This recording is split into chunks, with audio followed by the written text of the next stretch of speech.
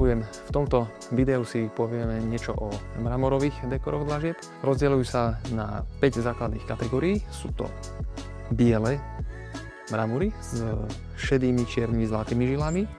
Sú to čierne mramory, ktoré majú biele alebo zlaté žily. Tretím sú takéto sivé dekory.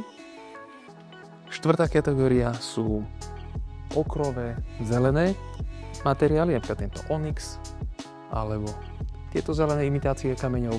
No a v tej 5. kategórii máme všetko ostatné dokopy, či už sú takéto modré, alebo hnedé, výrazne vzorované, alebo takéto dlažice, ktoré imitujú veľmi ťažko dostupné materiály, ktoré sa v prírode veľmi ojedinele vyskytujú. No a my vieme to v podstate nahradiť takouto relatívne dostupnou alternatívou. Mramory sú väčšinou leštené, čiže väčšina našich dlažieb je s lesklým povrchom. Sem tam vieme nájsť vhodné kolekcie, ktoré majú aj matný povrch. No a ten samotný mramor lepšie vyznie, keď je v celku veľký. To znamená veľkoformátová dlažba, aspoň 1,20 x 1,20 m, alebo 1,20 m na 3 m.